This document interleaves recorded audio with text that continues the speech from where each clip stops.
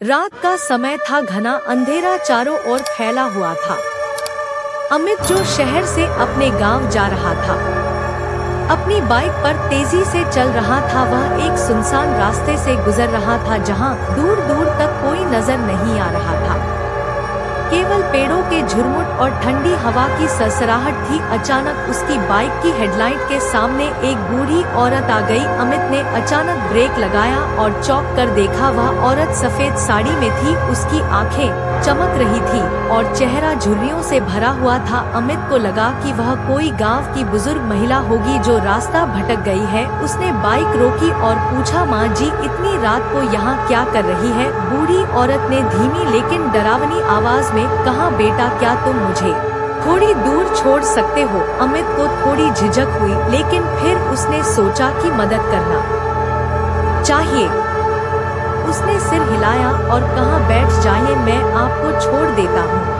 जैसे ही वह औरत पीछे बैठी, अमित को ठंडी हवा का एक झोंका महसूस हुआ। उसकी रीढ़ में सिहरन दौड़ गई, लेकिन उसने ध्यान नहीं दिया और बाइक चलानी शुरू कर दी। कुछ देर तक सब कुछ सामान्य था, लेकिन अचानक अमित को महसूस हुआ कि बाइक का भार बढ़ता जा रहा है। ऐसा लग रहा था जैसे वह कोई बहुत भारी चीज उठा रहा हो। फिर धीरे धीरे उसे कुछ अजीब महसूस होने लगा। उसने बाइक के शीशे में पीछे देखा तो उसका दिल जोर जोर से धड़कने लगा। बूढ़ी औरत की परछाई नहीं दिख रही थी।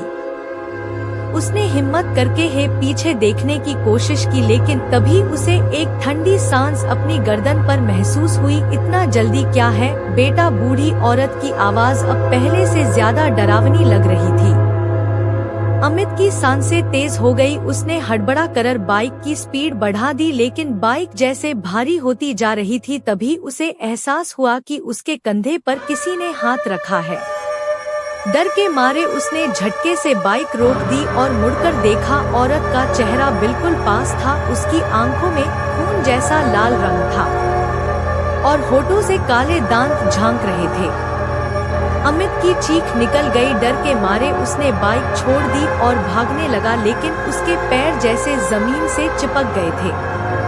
वह जितना भी तेज भागने की कोशिश करता, उसके पैर वैसे ही भारी होते जा रहे थे। तभी उसने सुना, अब तुम नहीं बच सकते। अचानक अमित का हाथ एक मंदिर की घंटी से टकराया और वह गिर पड़ा, लेकिन जैसे ही घंटी बजी, चारों ओर रोशनी फैल गई और वह बूढ़ी औरत अचानक गायब हो गई। अमित कांपते हुए उठा और जल्दी से गांव की ओर भागा। अगले दिन जब उसने गांव वालों को यह घटना बताई तो सबने हैरानी से उसकी ओर देखा। गांव के एक बुजुर्ग ने बताया, तू सचमुच बहुत भाग्यशाली है। वह बूढ़ी औरत एक भूतनी थी जो हर साल इसी रात को इस सड़क पर भटकती है।